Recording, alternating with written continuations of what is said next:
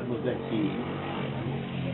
Talvez essas palavras ditas por Pedro a Jesus, quando os levou Pedro, Tiago e João ao Monte Tabor, e se transfigurou diante deles, tamanha era a sua luz, tanto era o amor, na presença também de Elias e Moisés, que Jesus, naquele esplendor, na sua transfiguração de beleza, fez com que o comportamento de Pedro explodisse. Como é bom estarmos aqui. Essa expressão, como é bom estarmos aqui, lembra o tema dessa palestra dessa noite, que nós vamos discorrer sobre comportamento, saúde, e um pouquinho entremeando essas duas palavras que estão para a consciência para esse despertar. Quando eu atrelei a atitude de Pedro, como é bom estarmos aqui, eu vejo o comportamento nessa tríade, que é muito importante. De uma maneira muito didática, vamos tentar entender o comportamento. Para mim, até escrevi aqui hoje à tarde, reflexionando, eu coloquei comportamento mental, verbal e corporal. Não sei se vocês concordam com essa divisão. Mas se pensarmos bem, nosso comportamento sempre primeiro é mental. E o que seria mental? Seria a começar pelos nossos pensamentos. Aquilo que nós somos. Haja vista que nós sempre aprendemos que o espírito é o pensamento. Hoje, encarnados, ou reencarnados, nós precisamos de um corpo físico, precisamos de todo o nosso corpo para, nessa beleza construída pelo Criador, termos essa ressonância das cavidades vocais, projetarmos a nossa voz e fazermos com que o pensamento seja verbalizado. Quando nós pensamos e cultivamos o pensamento, ele passa a ser nosso. Já dissemos isso tantas vezes que até vocês já sabem isso. O pensamento é randômico, ou seja, ele vem, queira ou não queira, ele vai passando na sua mente, concordam? E cada vez que você faz uma pausazinha, aquele pensamento passa a ser seu. Isso é sério? É na verdade. Cada vez que você faz uma paradinha para... Opa, aquilo já passou a ser seu. E não esquecendo também que o pensamento que nós emitimos, ele vai para o cosmos, vai para o universo. Da nossa consciência, que é a nossa voz da alma, gosto muito dessa expressão, a consciência, a percepção de nós nos notarmos, de sabermos quem nós somos, dá essa capacidade de sabermos o que nós somos. Daí eu coloquei duas perguntas aqui na minha folha. Como as pessoas me enxergam, me veem? Eu coloquei as duas expressões, porque Jesus até falou, há muitos que enxergam, mas não veem. Observe? Então, como as pessoas me veem? E a segunda pergunta, como eu gostaria que as pessoas me enxergassem e me vissem? Vocês já se perguntaram? Será que vamos esperar ouvir das pessoas quando estivermos na horizontal, num ataúde, num caixão, para em espírito ouvir o que as pessoas falam a nosso respeito? Algumas talvez dizem, nossa, que bom que foi, né? Já foi tarde. Outras dizem, nossa, era tão bom. Era uma pessoa tão boa. Emitem. Aí em espírito a gente começa a perceber o que as pessoas pensavam e pensam de nós. Mas eu vejo isso como um prazer. Eu não me importo. Na oratória, na comunicação, a gente sempre ensina assim, não se preocupe com aquilo que as pessoas pensem ou pensam a seu respeito. Quando você levanta e vem aqui na frente, as pessoas vão te olhar, vão te ouvir e vão te julgar. Concordam? São três atos simultâneos. Não há como. Cada vez que uma pessoa é chamada, ela é percebida, ela é vista. E quando ela abre a boca, verbaliza, passa também a ser ouvida duplamente. E quando ela começa a agir, ela tem a terceira percepção. Por isso que eu coloco o comportamento como mental, verbal e corporal. Aliás, o nosso corpo fala. Daí que o comportamento é muito importante. A benfeitora espiritual de Divaldo, Joana d'Angeli, num capítulo magistral do livro chamado Momentos de Saúde e de Consciência, 2 capítulos dos quais eu vou relatar nessa noite, ela trabalha muito com esse trinômio: comportamento, saúde e consciência. E um capítulo de um outro livro chamado Libertação do Sofrimento, aliás, aconselhável para quem gosta, Libertação do Sofrimento, há um capítulo chamado Comportamento Adequado. Aí nós nos perguntamos, mas que adequado é esse comportamento? Seria atrelado às 2 perguntas: como as pessoas me veem e como eu gostaria que me vissem, vai aquela recíproca, aquela mão dupla da comunicação, aquela via dupla de eu falar, você me ouvir, de nós nos percebermos. Por isso que a saúde, ela é fruto do pensamento, da nossa elaboração, das nossas atitudes. Eu sintetizei um pouco desse capítulo escrevendo assim: quem tem na mente e tem no coração a doutrina iluminada, chamada Evangelho de Jesus, vem a doutrina espírita, o Consolador, tem todos os ensinamentos dulcificados por Kardec, tanto no Evangelho segundo o Espiritismo, quanto no Livro dos Espíritos, basilares para todos nós estudarmos, aprendermos e compreendermos.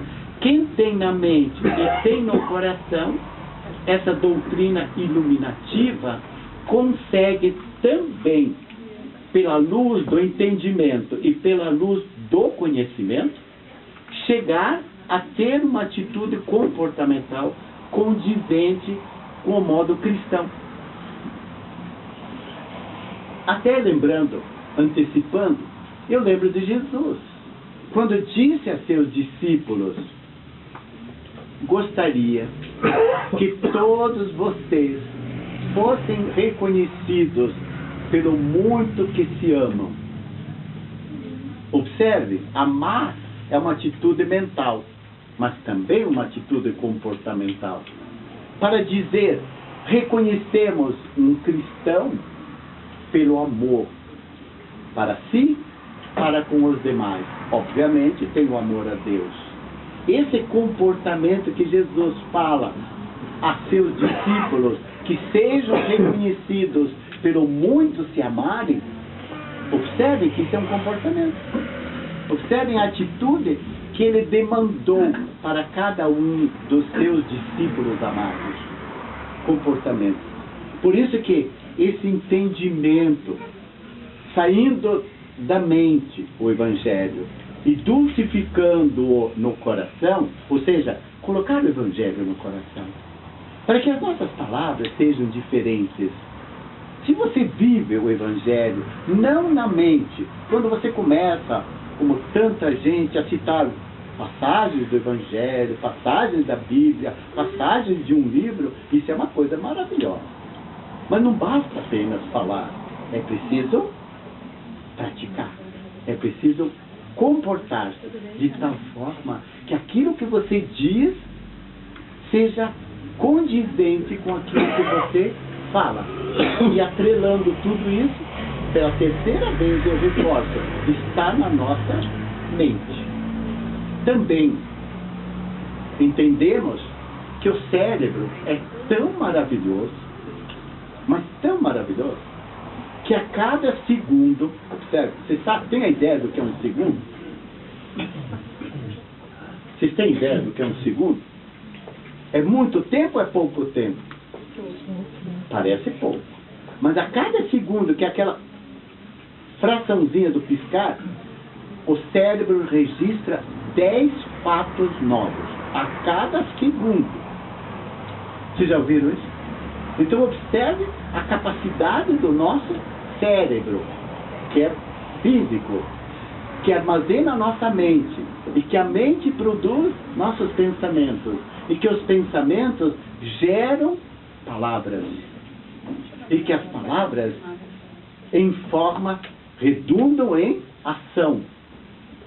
Vou referenciar Aristóteles, quase 2.400 anos atrás, quando ele começou exatamente assim: pensamento gera palavra.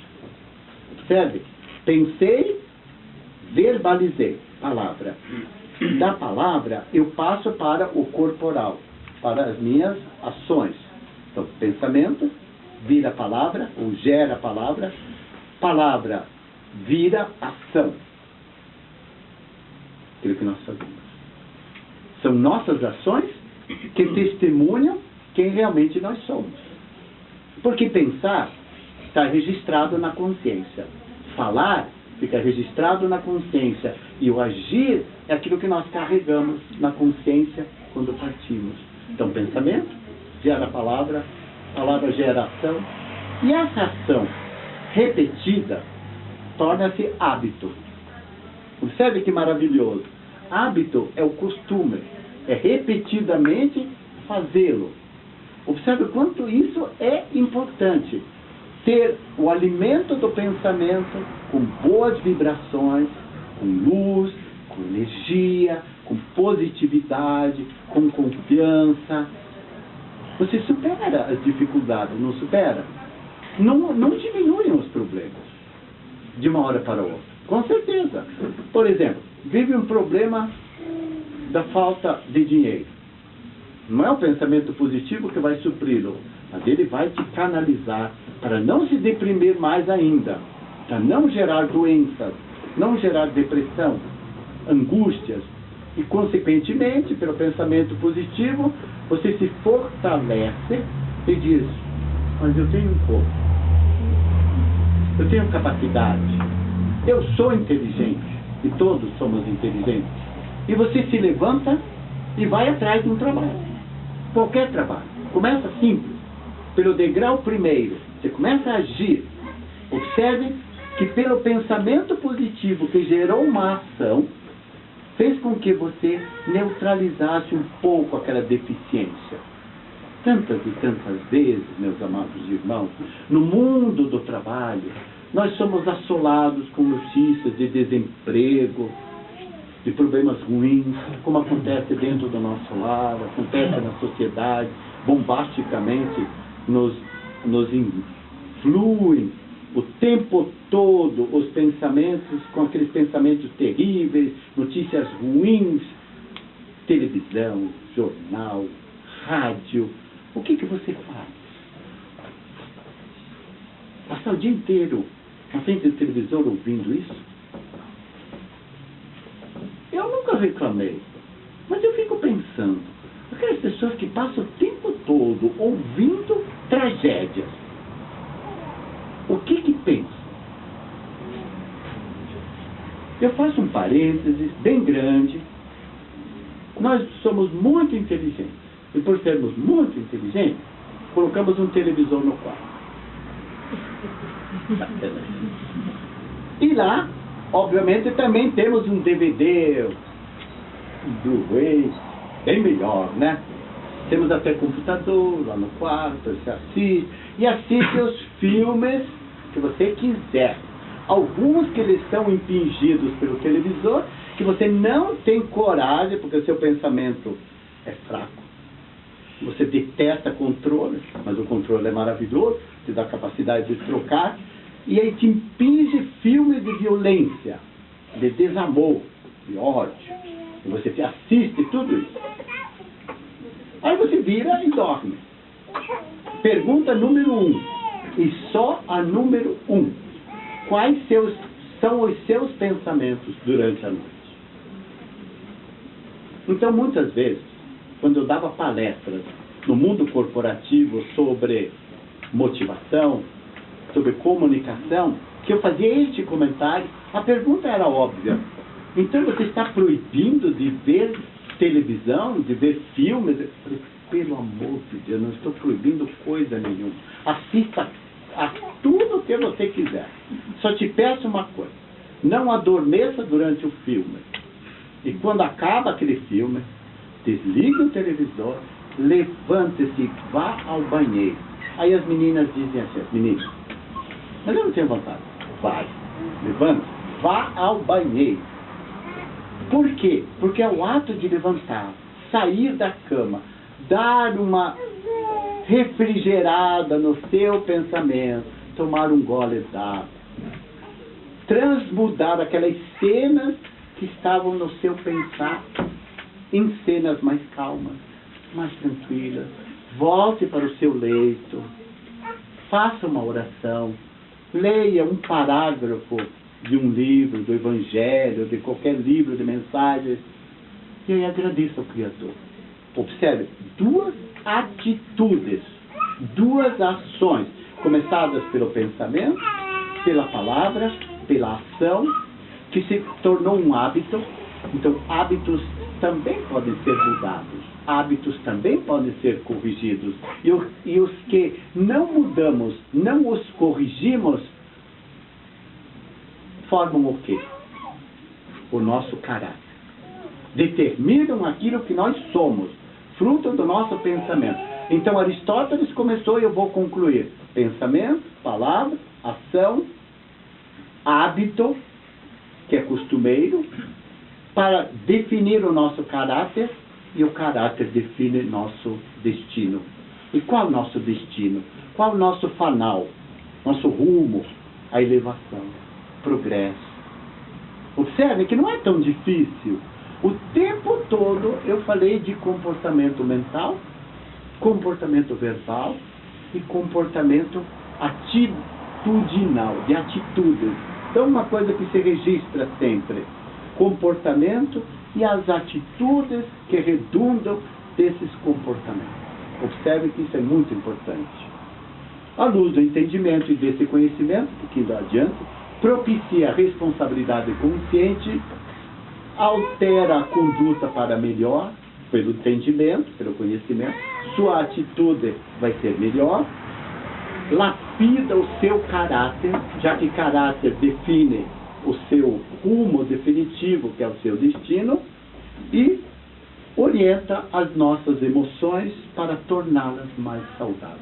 Emoção, que é aquele tripé que volta ao comportamento mental, do nosso QI, inteligência, do nosso comportamento atitudinal, as nossas atitudes, nosso corpo agindo e verbal, mas que são coadjuvados, todos eles, pelas emoções. E que é preciso você torná-las mais sensíveis, mais conscientes e sempre mais saudáveis. Aí você pergunta, mas o que seriam emoções saudáveis? São aquelas que você trabalha para o bem, fruto da oração, dos pensamentos bons, das vibrações de luz, etc. Quantas vezes recomendamos aos irmãos? Luz, amor, perdão. Guardem essas três palavras, por favor. Luz, amor e perdão. Comecemos pela luz. Dissipa as trevas. Acenda seu farol. Faça com que sua luz interior cresça. E a sua luz vai se projetar. E aí Jesus diz: não coloque sua luz debaixo do... Entendi? Ou seja, debaixo da cama, debaixo da mesa. Coloque a luz no alto. Que a sua luz é projetada. Coloque amor. Jesus também disse: o amor cobre a multidão de pecados. Que nós aprendemos a transformar a palavra pecado por erros, por faltas. O amor cobre. É verdade. Cobre, dulcifica. E finalmente, o bálsamo do perdão. Observe que são atitudes que sempre são geradas pelo pensamento, que são atitudes saudáveis, que você sofreia os seus instintos ainda bravios. Sabe aquele animal bravio, aquele cavalo chucro, como diz o gaúcho, que você precisa colocar rédeas curtas e não precisa nem de esporas. Porque só o comando mental que você dá a ele faz com que ele vá para a direção que você deseja. Você é o dono. O seu corcel, o seu cavalo bravio das suas emoções, dos seus sentimentos destrambelhados, fazem com que também a sua condução seja também diferente. Volto a Jesus. Nossa, eu falei bastante já de Jesus, né? Volto a Jesus, porque está no meu coração. 2 verbos entremeados por uma conjunção e, sobejamente conhecidos: vigiai e orai. Para que esse tornar-se vigilante é um trabalho constante. Para que essas tendências negativas que alimentamos sejam transmudadas por uma tendência para o bem. O homem de bem não é assim? Aquele que vive o bem e faz o bem, sente o bem. Então ele coloca o amor dele, como diz Emmanuel, em movimento que se transforma em caridade. Muita coisa, né? Muita coisa. Mas há um pensamento de Joana que diz assim: a incorporação dos ensinamentos doutrinários à vida, consoante Jesus, torna o candidato à elevação moral, e todos nós somos candidatos a essa elevação. Por isso que estamos aqui, não só para tratar o corpinho físico, mas também tratar o nosso espírito. Torna mais dócil, menos prepotente, simples de coração, cordato. Aquela pessoa que não reclama, aceita, mas não aceitar por aceitar. Aceita consciente, manso, amigo e solidário em relação aos demais. Queridos, isso se chama um novo comportamento. Quando ela diz: aquele que incorpora os ensinamentos de Jesus faz com que a vida do candidato à sua elevação moral seja diferente. Eu vou repetir: ele seja mais dócil, a docilidade, a afabilidade. Tão belo, né? Essa afetividade. Até no mundo corporativo hoje se olha muito essa afetividade. Não basta ser intelectualmente bom, você precisa relacionar-se também. Então, antigamente, o candidato era testado pelo aquilo que ele conhecia, seu QI. Hoje, ele é testado principalmente, basicamente, pelo seu interrelacionamento. Então, aquelas relações interpessoais e intrapessoais, ou seja, para comigo e para com os demais, leva a pessoa a ser mais afável, mais dócil, mais cordata, mais mansa, mais humilde e, consequentemente, lembra outro tripé de força, de sabedoria e de humildade comportamental. Observem, vocês estão ainda se perguntando: e a saúde? A saúde está em tudo isso. Observe essa tríade de sabedoria, de força e de humildade. Sabedoria sem humildade, você é um prepotente. Força sem sabedoria, você é um truculento. Volta ainda à idade da pedra. Concorda?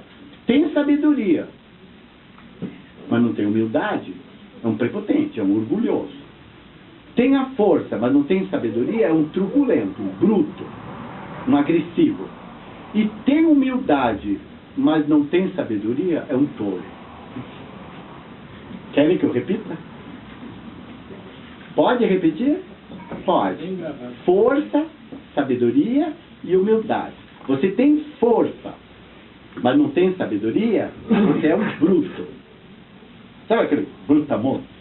Levanta qualquer coisa. Mas também quando dá um empurrão, detona. Pega a mulher pelos cabelos ainda e vai arrastando. Está na idade da pedra ainda, né? Lapidarmente. Observe, tem sabedoria, mas não é humilde. Então ele é orgulhoso. Eu sou o bom, eu sou o tudo, eu sei muito. E finalmente, é humilde, mas aquele humilde tolo. Sabe, abaixa a cabeça para todo mundo. Bom, vocês querem mais, né? Então, ouçam com relação ao comportamento uma coisa fantástica, que há 3 biótipos representativos das criaturas na sociedade. Biótipo, o biotipo, é o que caracteriza cada indivíduo. Vamos lá, eu vou dizer os 3, depois nós vamos trabalhar. O primeiro são as pessoas espelho. Gostei. A segunda são as pessoas parede. Nossa, pessoas parede. E o terceiro seriam pessoas ponte. Gostaram, né? Pessoas espelho, pessoas parede e pessoas ponte. Joana Dantes, tão sabiamente, caracteriza os 3 biótipos, os 3 tipos de criatura. A primeira é o codependente. Você já reparou? Co está junto, dependente. Você já delineou. Depende de todos e depende de tudo. Não age por conta própria. Tem inteligência, mas não tem atitude. Parece que não sabe pensar. Parece que não sabe agir.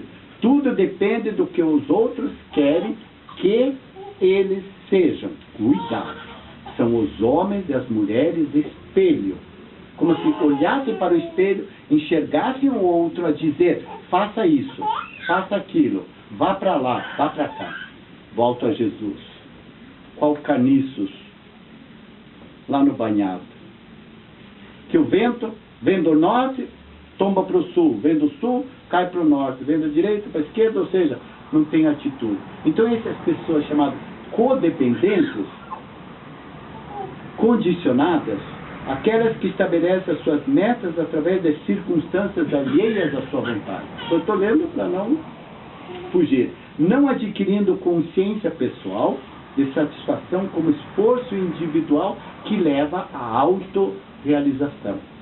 As suas aspirações estão fundamentadas nas possibilidades de outro, nos fatores ocasionais, e afirmam sempre que somente serão felizes e serão amadas se conseguirem. Ah, meu pai, ai, se eu conseguir fazer aquela viagem dos meus sonhos.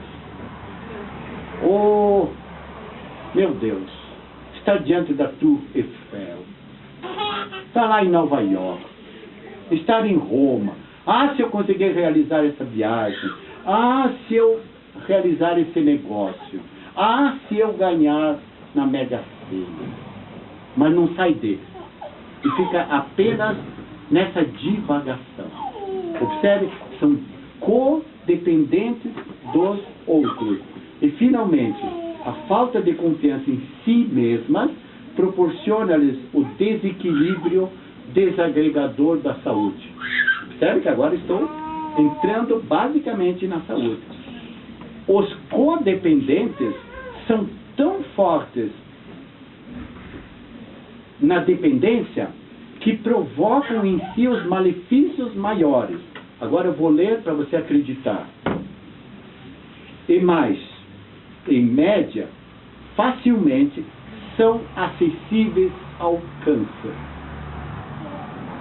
atingindo um obituário, ou seja, a morte bem maior do que aquelas outras categorias. Então são as pessoas mais vulneráveis às doenças e à morte. Então você se pergunta, então o que eu devo ser? Você deve ser aquilo que você sempre foi, independente. Você é um ser único, indivisível, filho de Deus, como todos nós, uma mente brilhante, com todas as possibilidades.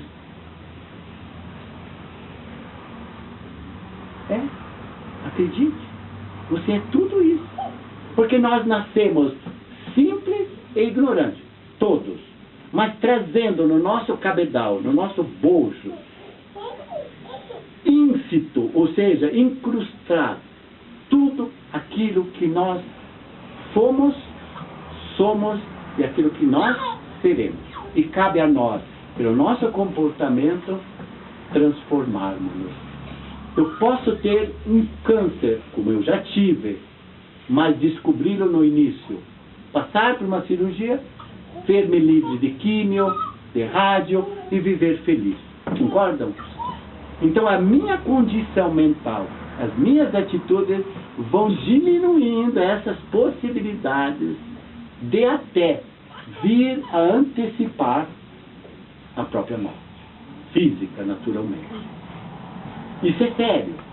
O segundo tipo, aqueles que eu considero homens, mulheres, parede, os primeiros eram espelho, o segundo são paredes. Imagine, bateu, devolve aqui.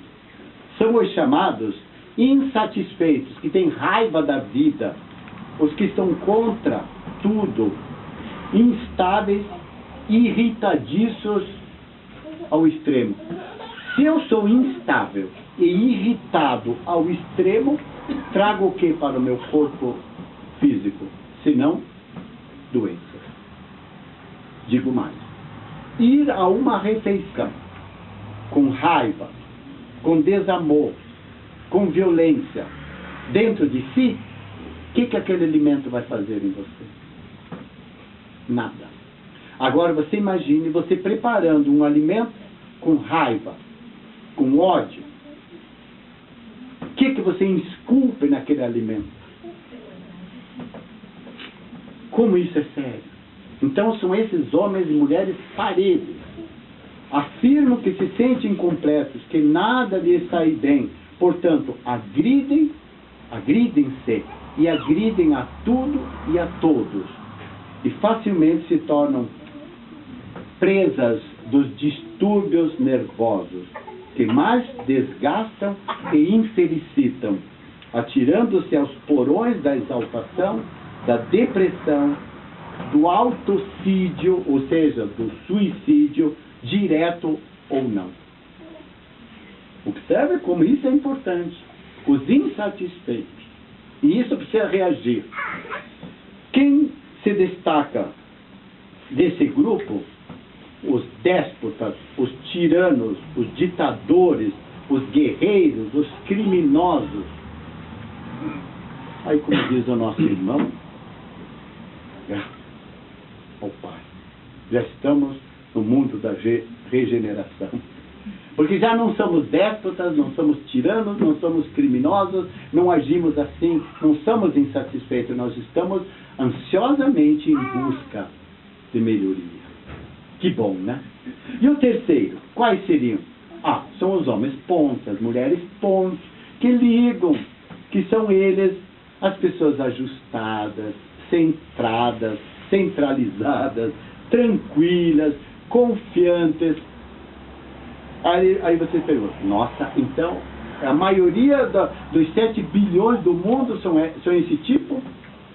Infelizmente, ainda não.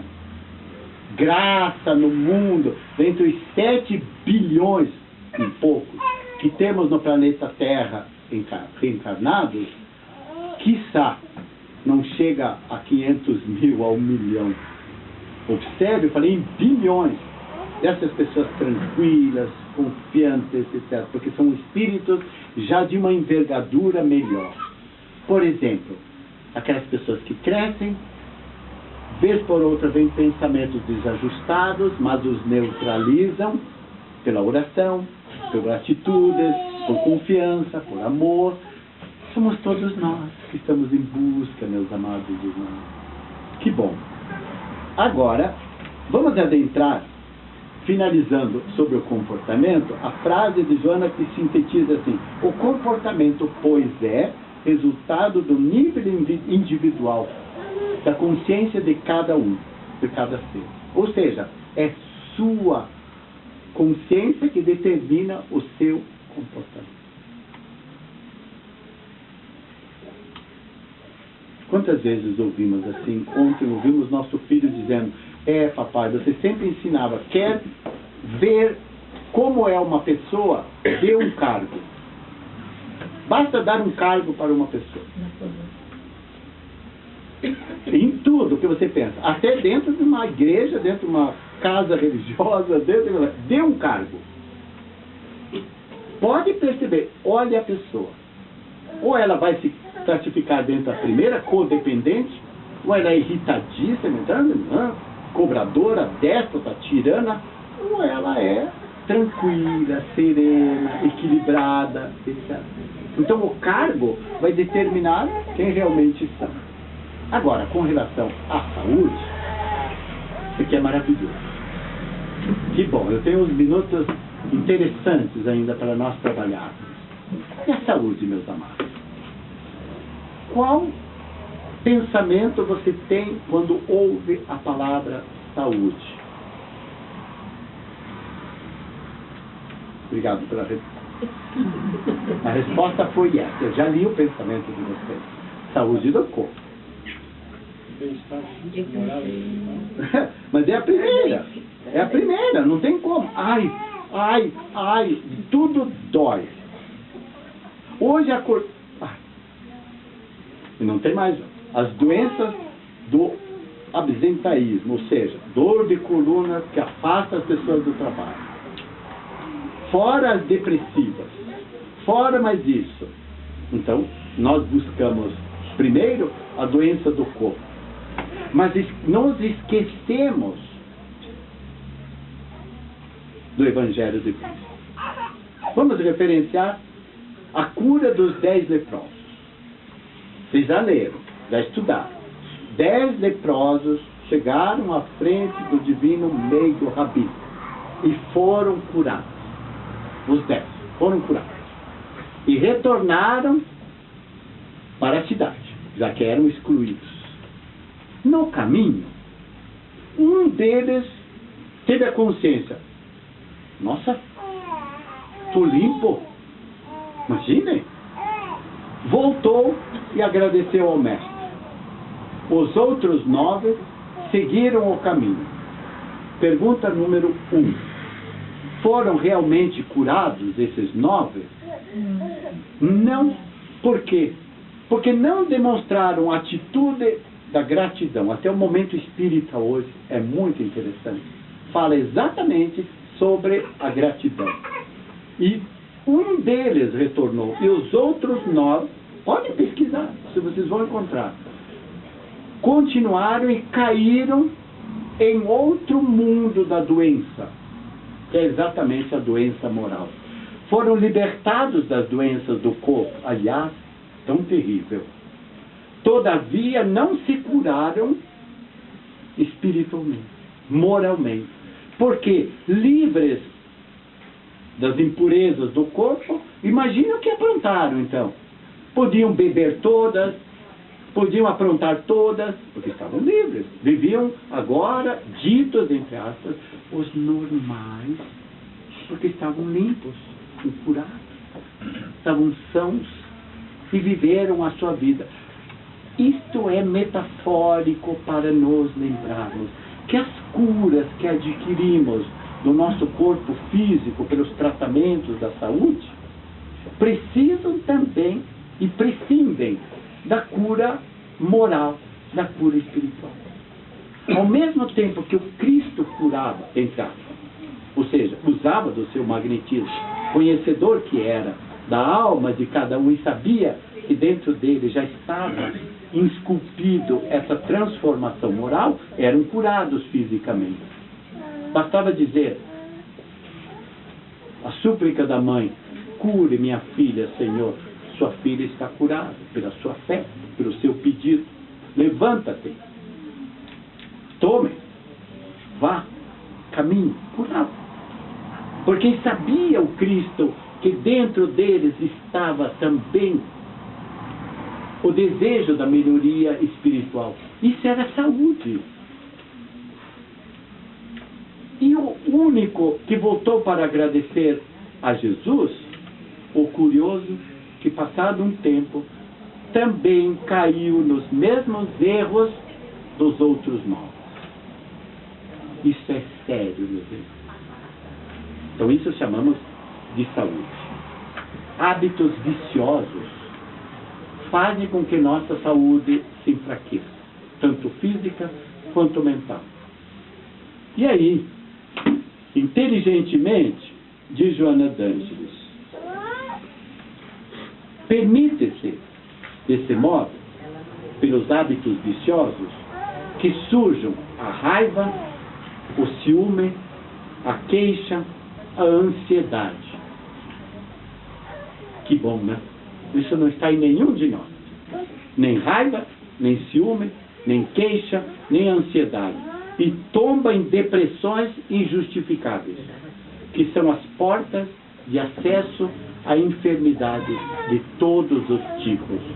Justificando sempre, diz Joana, os pensamentos perturbadores e as ações perniciosas, recusa-se a renovação da paisagem mental, dos pensamentos, com a consequente mudança de atitudes, mais se predispondo ao desequilíbrio.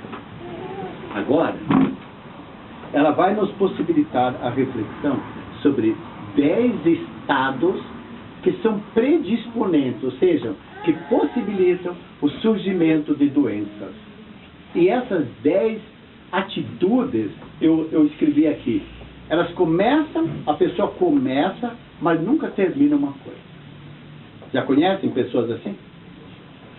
Faz uma promessa, mas não termina. Começa uma ação, mas não conclui. Quer ver as 10, então, atitudes que te podem levar à doença? A primeira, pedir desculpas por uma reação infeliz e não lográ-lo fazer. Ou seja, pede desculpa por uma atitude, mas você não faz. Só faz da boca para fora, mas não desculpa.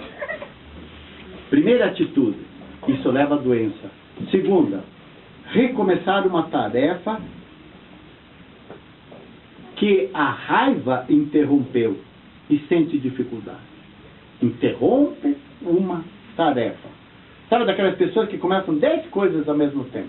Quando vê, não terminou nenhuma.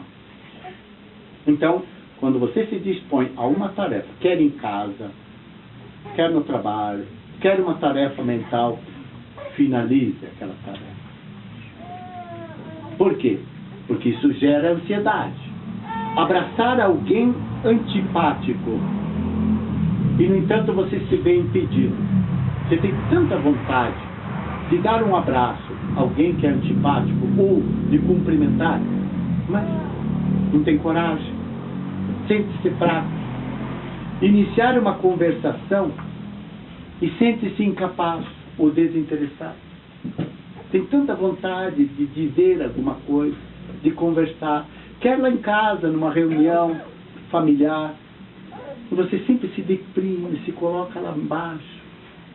Permanecer acordado sem se libertar de ideia intranquilizadora. Ou seja, aquelas ideias que surgem, você acorda e continua aquilo durante o dia, alimentando o seu pensamento. Não consegue nunca finalizar. Continuar ansioso, mesmo quando não há razão. Você se pergunta, mas por que eu estou tão ansioso?